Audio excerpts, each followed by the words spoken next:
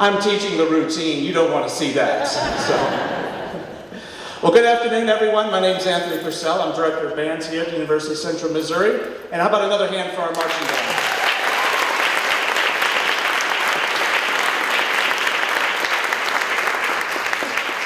We like to get out as much of the outreach as we can do, and we call this our Section Leader +3. So this is a very scaled down version of the marching band. I kind of figured with our acoustics in here, you would appreciate that after you left. So anyway, it gives me great pleasure to introduce the University of Central Missouri's 15th president for his State of the University address, Dr. Chuck Ambrose.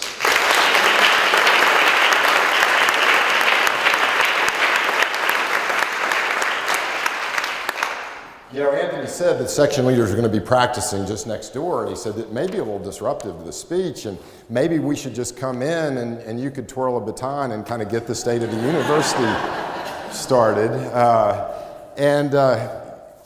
We appreciate the marching mules. What an asset for the institution, and what, Anthony, thank you. Somewhat of that tradition continues, right? And welcome this afternoon to the State of the University. Here we are at the end of October, and I thought it would be very appropriate for us to engage at this time because it'd be late enough in the fall to have some anticipation of where the state is and where we may be looking into the next legislative session, and we would have answers to questions that you may have in regards to where we are and where we're headed. But you know what I found out? Is this is the absolute perfect time to have this conversation, because this has really been a pretty extraordinary start to the fall, and I'm going to mention a few of those elements. I think just hearing those young people and reflecting back about their energy, and just think about some of the things that have happened. I was absolutely blown away last Friday night. I don't know if Charlie Schwepsker's in here and some of the marketing folks, but you know, the rite of passage for the fall is the State Farm National Sales Competition. We're in our 8th year. Dr. Larry Haas, right, the core of the program, think about this in terms of his efforts, has produced 2 generations of the Chief Marketing Officer, the #2 position in State Farm, and Mike Davidson, who's on our foundation board, and Rand Harbert, who currently serves in that position.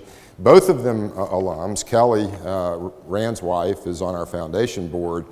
And you know, we compete, and they've brought in, and it was the largest number of teams they brought in. It was Arizona State and Oregon, Duquesne, Georgia, and here's Ashley Eastman, who's the wife of a Whiteman enlisted. Actually, she's fiance. They're getting married. She's here on her military veterans benefit. And Tara Hansen, who many of us know as one of our ambassadors and one of the front faces, Tara is just a sophomore. She's not a junior. She's not capstoning out her program. And Team UCM swept that national sales competition against these teams to come in. And Tara just absolutely blew the State Farm personnel away. And it was just one of those events, you know, you have a little bit of pride, you know, you don't want to boast too much in front, you don't do end zone dances in front of the competition, right? But it was one of those Friday evenings where UCM and kind of that output and product just was absolutely incredible. You know, it's been a fall where, and I'm not going to call out all the exciting things that have happened, but for those of you who work in Trio and McNair, to extend those support for underrepresented with 2 national grants, and I'm sitting here looking at Chris Stockdale, but a lot of effort from many campus resources to produce this Upward Bound grant for veterans, which is just really going to be extraordinary energy for perhaps a student segment of individuals who maybe didn't think college was possible. But with our efforts collective of a campus culture that cares about student success, both of those grants yield about $2.5 million over the next 5 years in direct support of underrepresented students. And then we had Footloose. Where's our fine arts folks? If you didn't see Footloose, you didn't get your tickets early enough, right? Because of 4 evenings of sold out performances, which were just really exceptional. And there was an energy in the Highlander that took me back. I mean, I think that was produced in 1981, right? So it was a great kind of retrospect and something that I could relate to really well. And the kids just did a super job. And here we sit with the #1 Division II women's soccer team in the country, right? I mean, with kids who perform inside and outside the classroom. I think Lewis recruits nurses as well as he does soccer players. There's only been 1 goal scored up against 65 goals that the Jennies have scored all season long. And that's across a lot of opportunities for students to engage. But I think the most meaningful aspect of the fall came together with our distinguished alumni recognition on the Friday night of homecoming. If we talk about engaged learning and future-focused academics, and certainly the need to be global and a culture of service, there was something special about this year's recipients that kind of tied that thread together through each one of their lives. It's hard to find a more stronger advocate for UCM than Robbie Ruth, who grew up in this community. Just exudes UCM. In Dallas, he's been one of our greatest friends to our alumni programs. But he's also been a great corporate executive and servant leadership example for State Farm. And then we turn to our 8th General Staff Officer in Karen LeDuc that came in, that has been produced out of the UCM Fighting Mules.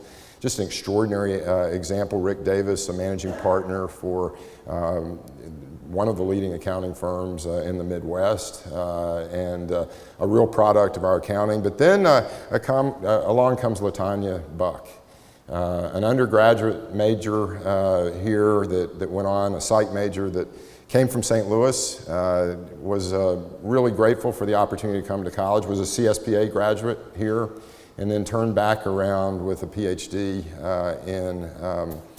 in higher ed from WashU, served in diversity and inclusion programs from Missouri State and across the Midwest, but now she's the first Dean of Inclusion and Diversity at Princeton, and holds 2 degrees from the University of Central Missouri.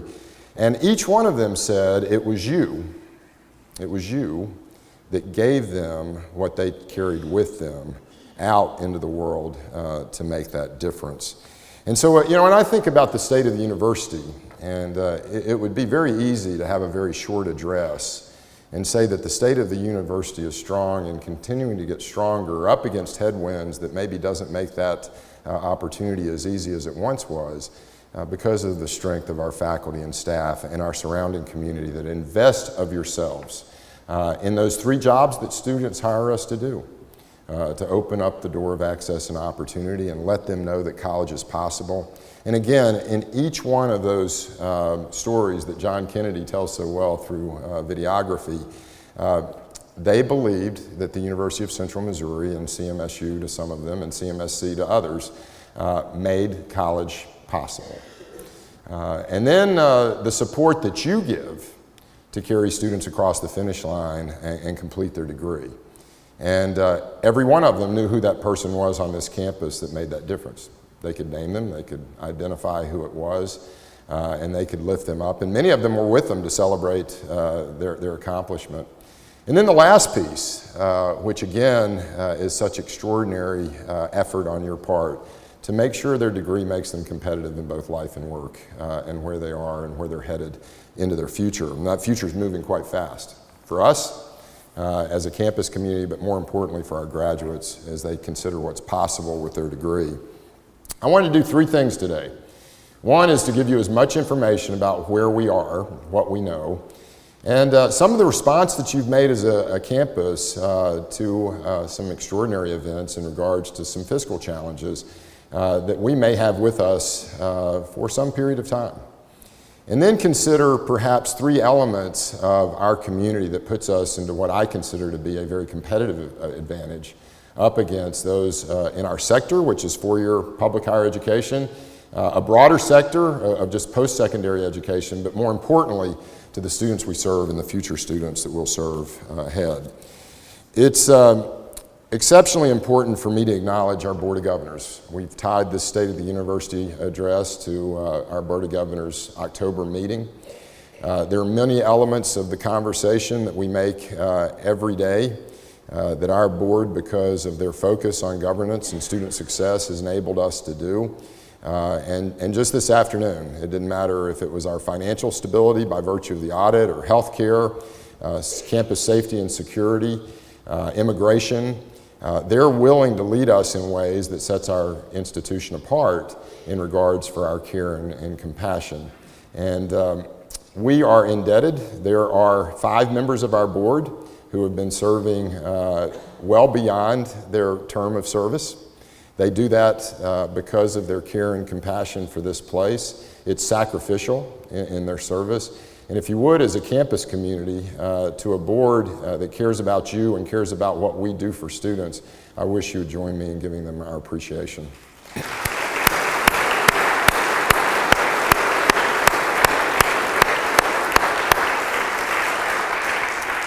You know, would it surprise you if I said that we have moved into our next new normal? Because that new normal continually kind of reshapes itself and resets itself. I've been reminded aggressively by all of you, please don't say more with less better, because the less continually gets to be challenging and the physics just doesn't work. Yet the requirements and responsibilities we share to keep college accessible and affordable only increase. And what I appreciate the most is your resolve for us to maintain our mission and our focus on our students and making college as affordable and accessible as we can, because the budget challenges that include statewide withholdings and reductions in appropriations and mandatory cost increases and an immigration door that has somewhat drawn that door shut up against opening doors of opportunity are very real. The state budget, if we remove it from any kind of political comment, what we do know, it's challenged significantly, like 35 other states, with the balance of expenditures for healthcare. And whether it's the 32 states that accepted healthcare expansion dollars to drive some revenue earlier that are not being funded, or now the 19 states that don't have expansion dollars, it's a $400 to $700 million added expenditure annually just to keep up with the requirements of healthcare for the state budget. We are collectively, it wouldn't be they are, challenged with the same mandated fixed cost increases for inflation that all of us think about every day. So it doesn't matter if it's Mosers or CURPS or retirement or healthcare, as long as the state of Missouri employs people, their mandated kind of cost increases continue to move forward. The one bit of news that I'll share with you that is a green grass shooting up perhaps a little bit is the revenues are doing better.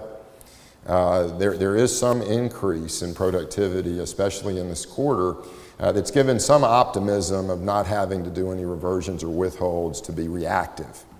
But at the same time, those revenues are doing so well that some of our tax policies that seem to be channeling more energy back to the taxpayer and less to revenue for the state are kicking in at an accelerated pace. So economists and financial analysts that are kind of looking at the state budget would say, yes, the better we do, perhaps the less revenue we actually have to expend, one on the basis of mandated fixed cost and obligations, and the other is just because of these tax policies.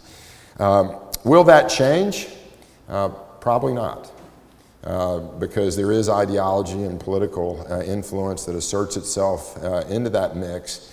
And of course, as we're talking nationally about tax policy, it trickles right back into the state of Missouri and has some impact on our revenues. So where are we? And I think it's helpful to be detailed. We've been talking about this as we know it and kind of share information as we gather it. But to update you on where the state approved budget is of $57.9 million in net appropriations for UCM in fiscal year 2017, which was reduced from our monthly allocation between February and June 2017, that on June the 30th, we found out that would be reduced by a $1.4 million expenditure restriction for fiscal year 2018. It's always nice to learn that on the last year of the fiscal year as we're moving into a new budget year. Taking this withholding from our net appropriations of $54.1 million, our total state funding for FY 2018 is $52.7 million. Remember I said we were at $57.9, which is $5.2 million less than our FY 17 appropriations. And we've used this term and overused it to many occasions, but to put this into perspective again, that's $7.1 million less than what we received in 2001.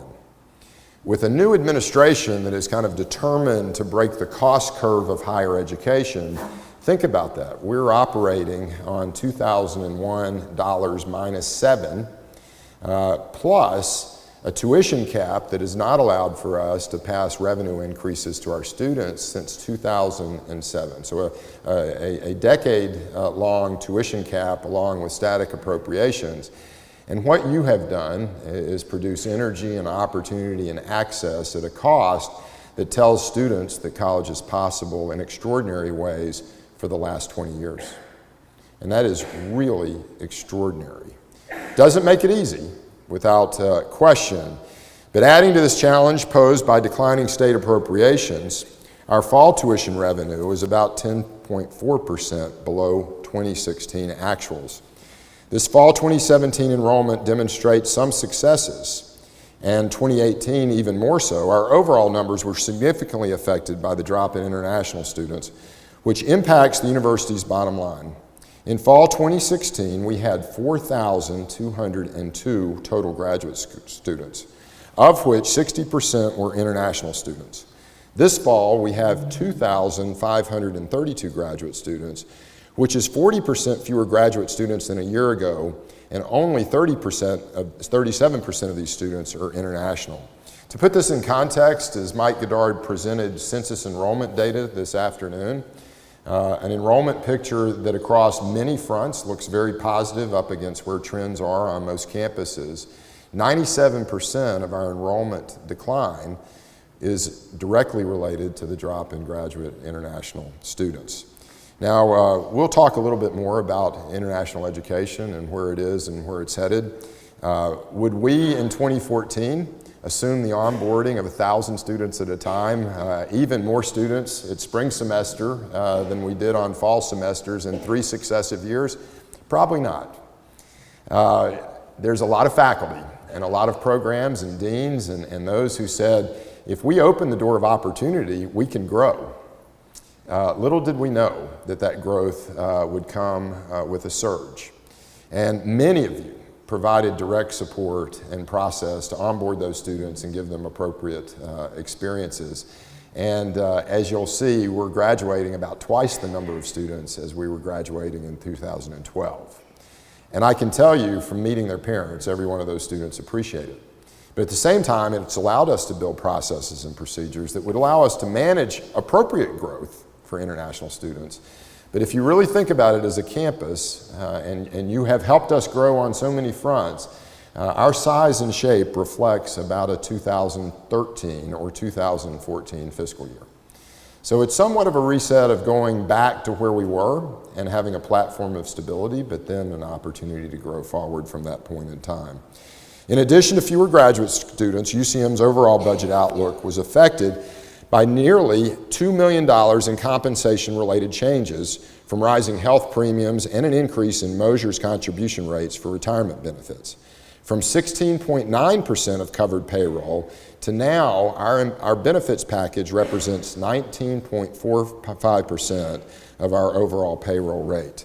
This CURP rate increase has also climbed from 5.6% covered by payroll to 6.19%. These additional payments to Mosher's have a dramatic impact on all institutions and all those who have money in state retirement to look forward as we plan for our collective future. The university's net assets for FY17 were reduced by approximately $47 million, proportional to the net pension liability with regards to Mosher's. If we think about that, last year, unbudgeted, there was $1 million increase in annual obligations to our operating budgets to fund Mosher's costs, and almost $500,000 of net increases to this year's budget. And so if we just think about the task of growth, keeping up with our retirement benefits would say that we're going to have to cover somewhere between $500,000 to $1 million annually to maintain the annual operating. And we're going to work aggressively with Mosher's to find solutions to not be reactive to those costs, but perhaps provide you with opportunities for expanded benefits, but a manageable model that we have some control over. When we wrote Memo 26, the major financial challenges that UCM had to aggressively reset was its FY18 budget. And realistically, our future budgets will reflect those known challenges in FY18 and then be responded to in FY19. I know this doesn't sound and resonate as comfort. We don't really, as an institution, have resource challenges. We have budget challenges. We have $200 million to educate approximately 13,000 students. And we have collective innovation and creativity and commitment of great stewardship to do that effectively. It's how we use those resources and how we reset those resources up against our new known fiscal challenges that really is the task ahead. We're already getting a sense of possibly leaner and a much different state appropriations process on the horizon. It is expected that the Coordinating Board of Higher Education will recommend a percentage of state universities' core appropriations be moved to performance-based funding for fiscal year 2019. As a matter of fact, there's been a task force working to kind of reform the performance metrics for the state of Missouri, and those metrics will include some new measures that really serve to our advantage.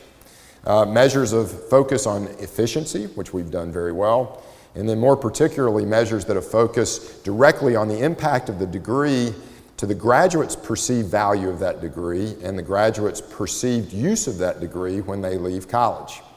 And if there's a strength at the University of Central Missouri, we will gladly be assessed on that performance metric.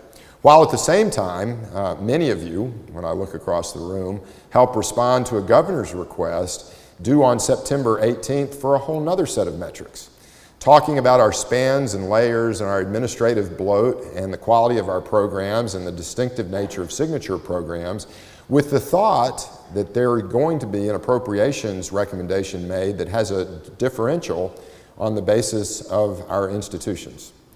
So what does that mean? CBHE has a set of metrics and performance funding tools that they are going to recommend that we use. The governor has asked, along with the chief operating officer for the state, of a whole different set of metrics, and we're not really certain at this time what will be used to formulate an FY19 budget recommendation. The only good news I can tell you is in every conversation, the mission and purpose and performance of the University of Central Missouri is mentioned in a positive light by those making those decisions. Now, what reward will that bring? All I can say this afternoon is somewhat stay tuned.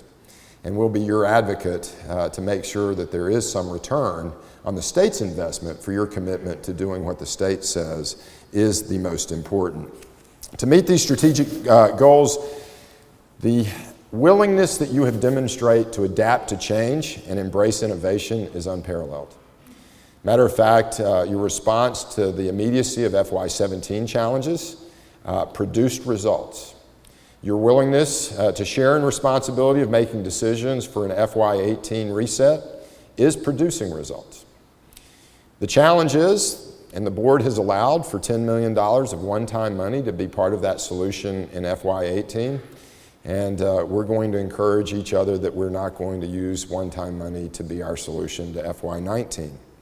So when we think about the resource allocation model, your ability to adapt to change, the fact that our key performance indicators of growth with quality and student success and sustainability and your commitment to be a part of producing performance to those elements gives us an increasingly important set of tools to use to shape the future ahead. As we move forward, this has had an impact on people. And as you look at this slide, we deeply appreciate the fact that there is not as many people serving today as there were serving at this time last year. Matter of fact, just to put this in context, the voluntary retirement incentive has resulted in participation affecting 110 employees. Now, some of you are part of that voluntary incentive, and many of you are in that process all the way through till May. But we know that it has an impact, and we feel the sense of loss in those that have left, and certainly those that may leave as a part of that. The net effect on both hiring freeze and open positions and the impact of the voluntary retirement benefit will mean that there'll be a permanent reduction of staffing by at least 75 positions of positions that were either open or self-selected to make available to do the budget reset. We've also been working aggressively to think about the right size and organizational structure for where that's going to take us. And although we just do not have the appropriate appreciation for you to envision what that response has been, we believe we'll go into the calendar year with the tools to present an FY19 budget and look thoughtfully ahead, but we know that it's probably just one point along the way, that it's going to be a fluid process, and those decisions to reset, to give you the staffing that you need to respond to these retirement changes and the changes in staffing across the campus, but to still be leaner and do it with a sense of sustainability and efficiency. It's very important for us to do that. As we move forward into FY18 into 19, we can expect that we'll have a reset and stabilization in graduate enrollment, but we're at those semesters where we'll outboard those graduates and kind of get down to the normalized level of where we'll be post-surge. And once we do that, we're confident that perhaps that stable platform can help move the university ahead more thoughtfully as we consider graduate and international enrollment. I'm confident UCM can and will use our proven processes. We know it's not business as usual at the state level. And as we think about fiscal 19 planning, we will continue to address the increases in cost, Mosher's requirements, and the steps forward, especially as it relates to health care. Thank you for your participation thus far in Healthier You and the sessions in regards to the changing of our benefit structure. As you know, we've produced 3 new options for the university. The exclusive provider option, the EPO, is not a new concept, but the partnership that we forged with Blue Cross Blue Shield is being termed by many as one of a kind. The closed, customized network is designed to provide you with a higher level of benefits while limiting cost increases for all of us. A component that is extremely rare, and some say unheard of in the health insurance arena, is a guaranteed premium rate for the next 3 years. This price lock for employees is expected to generate institutional savings, but more specifically, it's going to generate more stability in our healthcare model and allow us to do what we know healthcare is moving towards, and that's basically being funded on the basis of outcomes. And so it's not wellness, it's more population health as we think more aggressively about providing better service at more efficient cost. That is a model that can be moved through with this customized network to help generate savings for both you as employees, but us institutionally as we think about managing cost. Probably the next and most significant step in this journey is one that our board has encouraged us to do. And if I leave you with anything today about the state of the university, I hope this is a decision that we'll look back on and say was one of the most important decisions that we could make. And that's really to produce a 3-year vision or budget plan that really has some realistic assumptions about where the world is and where it's headed.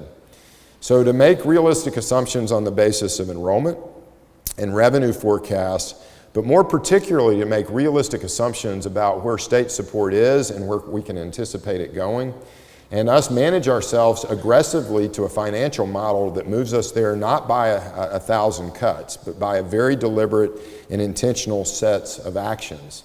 We can produce that platform where the quality of work and the quality of health of those who work here is able to continue to improve, but also be proactively managed in a way. So what would that look like as an example?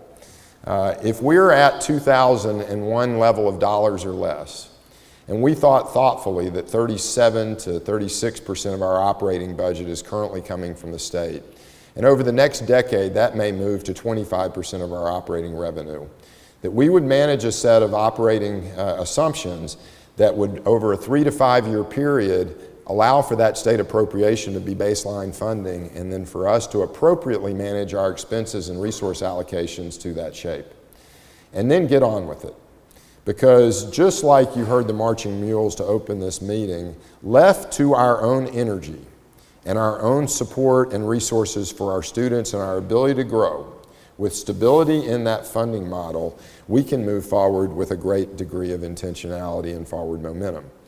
But if we're reactive and defensive to those things that we can't control, we're going to continue to feel as if we're sliding somewhat backwards on a slope that we don't have any control. While we continue to address these budget issues, let me give you a couple examples of how to play offense and how we are electing to play offense in a defensive world. There's still opportunities for capital momentum. There's several projects that have recently been completed or several projects that are underway that have restricted funds, specific resources that are attributed to these projects that we can stimulate some forward capital momentum at the same time of managing our operating resources more aggressively. When we think about improvements that our Sodexo relationship has caused over the last 24 months, Ellis and the Elliott Student Union continue to improve. A 90-10 match with the federal government and the state government on the airport allows for $7.6 million to be asserted to continue to bring Skyhaven into a more valuable position for the community and the campus. Certainly the board's willingness for us to use institutional funds to support the capital support of the Morris Science Building was a highlight of opening the fall semester. And then one of those projects where fresh asphalt really does make a difference, the student use and the community engagement with Purtle Springs at a time when potholes and asphalt wouldn't eat your car to utilize that space is being resourced out of restricted funds to actually bring that investment to full utilization with repaving of that road. The Humphrey Building's remediation and renovation, and then the board received today, out of capacity that the union produces on its own energy, the opportunity for improvements in the union that could be targeted to both student experience, to conferences and community services, as well as recruitment of students that are very exciting, that could commence and be completed by fall of 2018. Where these funds come from and how they're utilized are very important to recognize. Dr. Curtis refers to them as the colors of money. There's certainly operating support and tuition revenue and state appropriations and things that drive the workings of this institution every day, and that's where we have to be incredible stewards. At the same time, student fees and restricted dollars allows for capacity to do some things that really we can't use those funds in any other way. And we're going to try to invest them in appropriate means. The good work that you have done, the assessment that others have made, the reality of our fiscal situation and the headwinds of the world have others assessing where we stand. You'll recognize that Standard & Poor's came in to take a look at our fiscal rating. All of what I've just told you, the challenges of state budgets, international enrollment, the pressures on tuition and cost containment by the state, S&P knew all of those factors. And up against our competitors and the resources that we maintain as an institution, they elected to maintain our fiscal position at an A+ rating and say up against our peers, UCM is in a competitive position to move forward into the future. This wouldn't happen without you. Your efforts in FY17 were immediate and somewhat reflexive. FY18 has been more thoughtful and shared, and FY19 we need to look to the future with reality so that we can present a platform that's both a good place to work and an institution that can continue to grow. And we have some tools to grow from. So the last two and specific assets that I want to mention that certainly has been a contrast to the fall has been the opening of the new Missouri Innovation Campus in Lee Summit. The Innovation Campus is a resource where we shared with 200 architects and space planners from around the country night before last that was programmed to present something that's not happening anywhere else in the United States. It's a K-16 accelerated pathway leading to a degree in half the time at half the cost, utilizing 3-year paid internships with 50 companies across the metro that has space designed to deliver that product in ways in a public-public partnership with the Lee Summit School District that's extraordinary.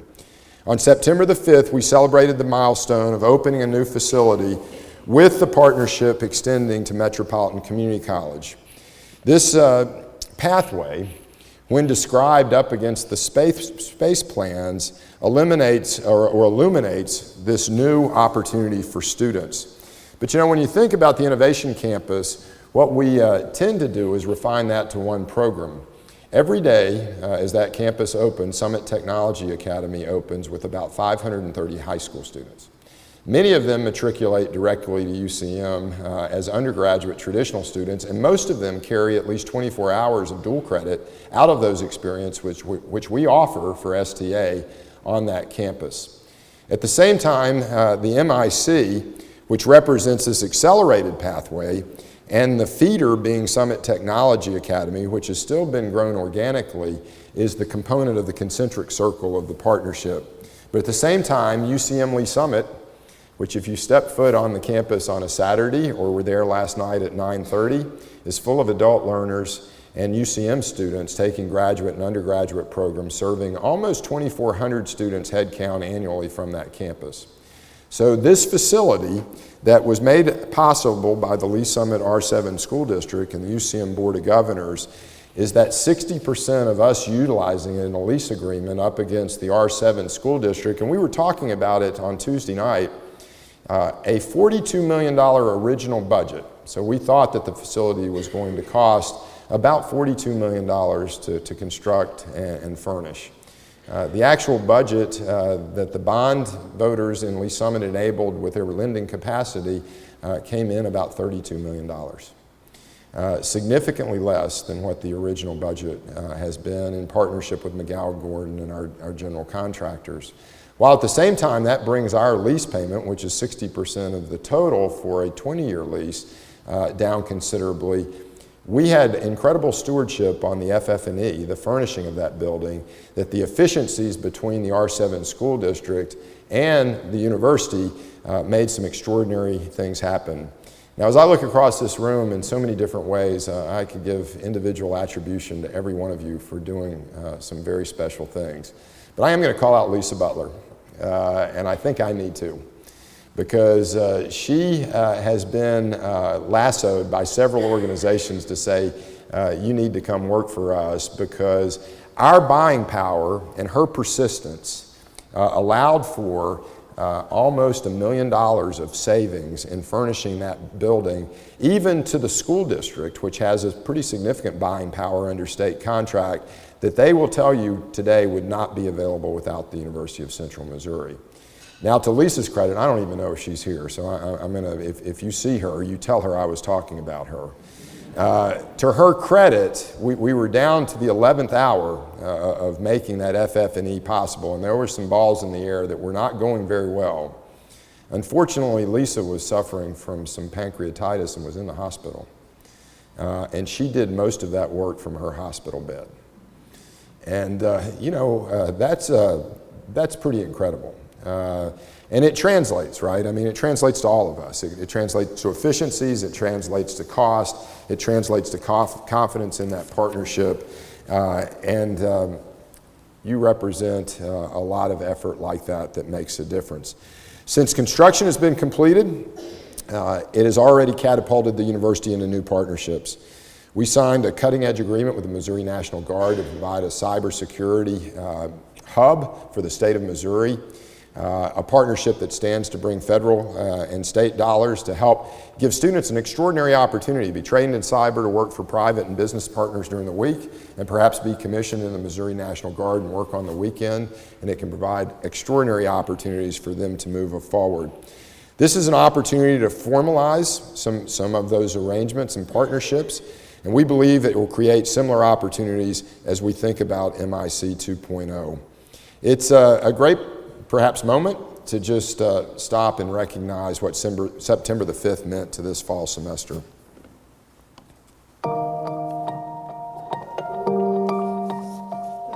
I am very excited to be able to open this building and bring in the students. We have some 500 students who will be entering the doors of this facility, and then about 3,000 students on the University of Central Missouri side. So I'm very excited to be moving into more space, but also a collaborative learning environment.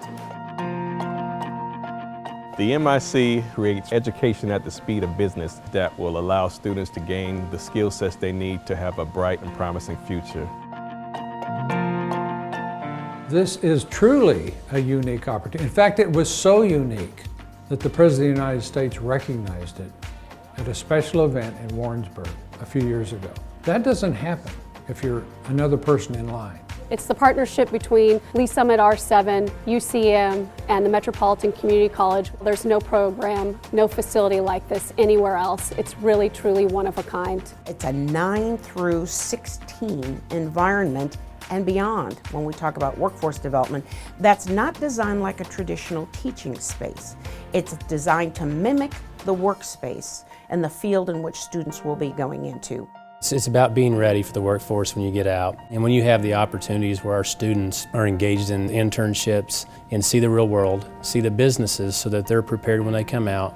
And then it's obviously a benefit for our businesses because now they're getting students that are prepared and ready to join their business immediately out of school. And it's been a great relationship. We've had the opportunity to have our first cohort that started 3+ years ago successfully complete the program. DST for this upcoming year will have 19 members as part of the 2017-2018 class. We have over 40 corporate partners, and we know that they're going to be in and out the doors of that new facility. And a lot of them were involved in giving us feedback on what that instructional space looked like. And hopefully they'll look at that facility as a hub for needs, whether it's professional development, if it's a continuing ed for their employees. It's an open learning environment. It's a new culture for the 21st century. What's exciting about this campus is that it's going to streamline student success. It's going to enable students to accelerate through the pipeline at whatever level they're ready for. Now our challenge is to take something that we have demonstrated that is actually possible and make sure it's accessible, not only to the students and their families who take full advantage, but for future for talent across our region to make Kansas City more competitive than we could ever imagine. This is just a one-of-a-kind opportunity for our students here in the LSR 7, and that ability they're going to have to interface on a daily basis with college students. And we know that that's just going to increase their motivation around not only going to college, but persisting when they get there. And I just have to think about, we know the average cost of a college education, cutting it in half. And that's very, very exciting for our students and their families. There isn't very many opportunities that we get to really make a difference in this world. And when I look at that Missouri Innovation Campus and I understand what it can do for our young people, for people that are currently employed, and for those that are making investments in our community, I know that it was a worthwhile investment. The facility is absolutely phenomenal. What I really like about it is the way that it just adds a level of professionalism for our students, so they really understand what the world will expect of them when they exit our systems. And so I've talked to many students who said I wouldn't be where I was today if this program didn't exist. For them, it's a game changer, it's a life changer.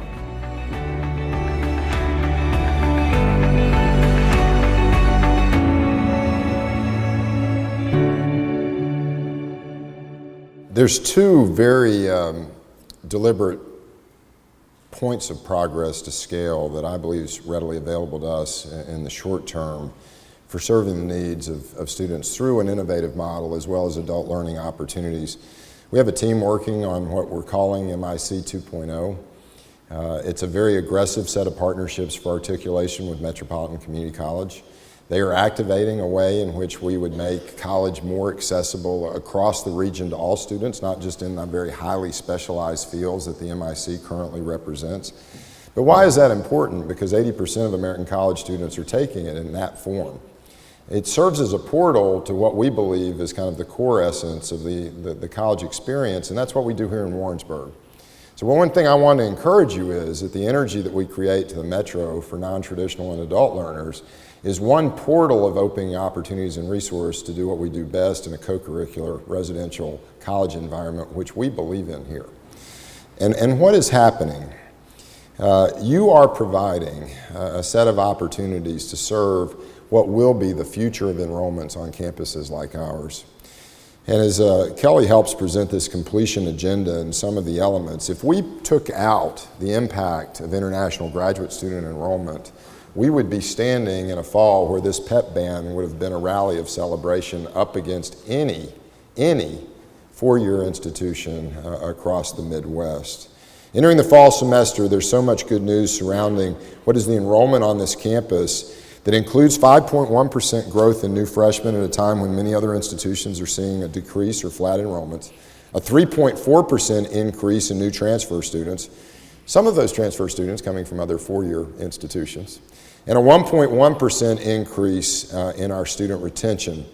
But underneath those statistics, this is where your advocacy and your relationship and your mentoring play such an incredible part. The number of black, non-Hispanic students increased from 7.7% to 8.6% of our student population. And Hispanic students climbed from 3.2% to 4%, contributing to a truly multicultural campus. Our out-of-state undergraduate enrollment climbed from 994 students to over 1,000 at 1,058. Our international undergraduate student enrollment increased. And our dual credit high school students enrolled in dual enrollment opportunities at UCM climbed from 788 students in 2016 to over 1,000 students this fall, aided by incredible response from our local high school to the innovation track that puts sophomores in high school to a position of eliminating 1 year of college by virtue of the partnership that we share with Warrensburg High School. Additionally, our average ACT score of 22.2 over the past 2 years, which compares to 21.6 in the fall of 12, demonstrates continued progress of maintaining and advancing quality. Our service to students go well beyond, and the pipeline and seamless sense of access, affordability, and completion is increasingly important. In 2013, we became the only public university in Missouri to offer a 15 to finish program.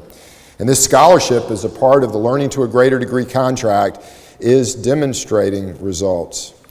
With a program focused on more graduates crossing the stage in 4 years, the demonstrated ability of students moving their GPA up, their average course credits per semester up, shouldering less college debt, and with 423 students receiving at the first fall of offering over $290,000 of scholarships their last semester, it's accurate to say that 15 to finish makes a difference in the time to degree completion and the amount of college cost. While we attract students from all socioeconomic backgrounds, that 60% of first-generation students and 40% Pell eligible of moving their retention rates up, perhaps setting an internal goal of 75% retention that we think is possible. And then an aspirational goal of moving that student population to an 80% retention rate would allow us to think very differently about our resources and our fiscal challenges, more to offense and a competitive advantage for enrollment that would set us apart from many. This incoming freshman class includes that same commitment to first-generation students, as well as 51.5% of our new transfer students being first-generation. This has made a very strong difference at a time of a $400 decline in the funding per student that we get from the state of Missouri. You recognize that we can't pass cost on to students to just give them higher tuition to pay for the resources that we know we could utilize to do things better here. This annualized increase that the board has allowed of 1.39% over the last 7 years has effectively lowered student college borrowing. It's lowered the amount of student loans that go into default, and it sets our graduates out on a path that's much more productive for them when they leave college with a degree. And this could not be possible without your willingness for us to not only be good stewards, but to sacrifice well beyond your positions to do what's right for student success. This video just points this out as a means by which it kind of puts it in context, and I would encourage you to share it when you have the chance. At the University of Central Missouri, we're committed to making sure every student has access to an affordable college education. Our students are motivated, passionate, and ready to change the world. This year, 47% of UCM freshmen were first generation, and 40% received Pell Grants, giving them an average of $4,200. Additionally, UCM Pell eligible students received a Red and Black scholarship with a refund up to $3,500 to help pay for books and living expenses. UCM's innovative Learning to a Greater Degree contract was the first of its kind in Missouri and keeps students on track to graduate in 4 years and with more scholarships. In fact, so many of our students benefit from this program that in 2017, UCM awarded a total of $290,000 in 15 to finish scholarships to more than 400 contract eligible students. Our commitment to financial aid doesn't stop there. UCM has hundreds of institutional and foundational scholarships, meaning that in addition to paying less than the state average in tuition, over 85% of our students receive some kind of aid. Do you live in Kansas City? UCM wants every student to have access to the right education, and by being a part of nationally recognized programs like KC Scholars and the Missouri Innovation Campus, we're bringing the right skills to the right students at the right time, meaning they graduate in less time and with less debt. These flexible pathways are not available in every college and connect students with educational models that support their needs and prepare them for their future careers. So what's the impact? UCM students are actually borrowing less money, 18.2% less. And our students graduate with 32% less debt, allowing them to enter the workplace focused on what matters, becoming the leaders, dreamers, and innovators that they always knew they could be.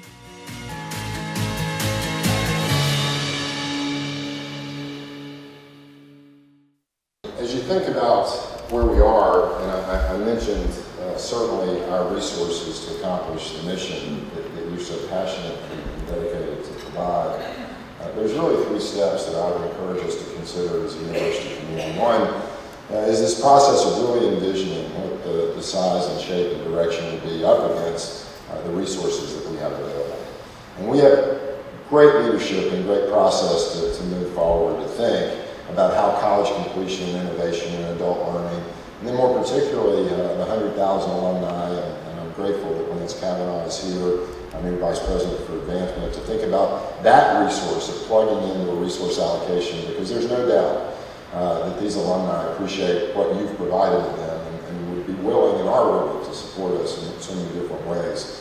The one last element that I want to mention to you, because it has had such a direct impact on the university in this short-term period, is our international students.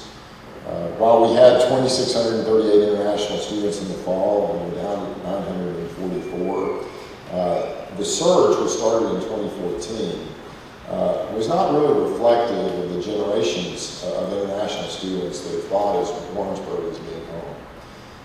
There's been faculty and staff who's made that invitation for international students to come to Warrensburg, and over this past September, we had to interface, and as a matter of fact, one of our distinguished alumni recipients graduated from here in 1961. You heard Chang's story at homecoming about showing up in Warrensburg from Korea and not really being able to speak any English, and thriving in math and physics because it didn't require for him to interface on any language barrier. And what he took with that degree, that's generational impact of international education.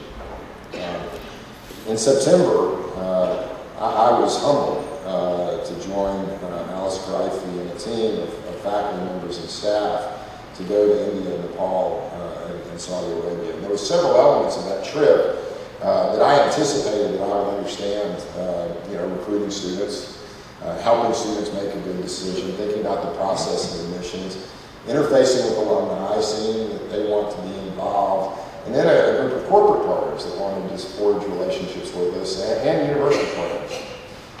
Little was I prepared for the cultural immersion of what the University of Central Missouri means halfway around the world. And I need to personalize this because I really sat in somewhat of awe. And it's faculty engagement, commitment, and sacrifice that engages with students, and I would call out Chuck Patelli because he's got relationships with people I never even imagined, and they all count him as family, literally.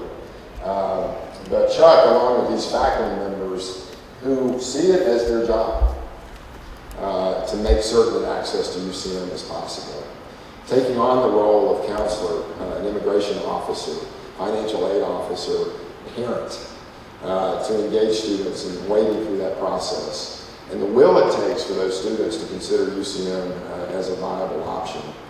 To the relationships of Keshav Badarai in Nepal that are truly family across the entire country in terms of engaging opportunities from us to them in terms of helping build stronger educational systems.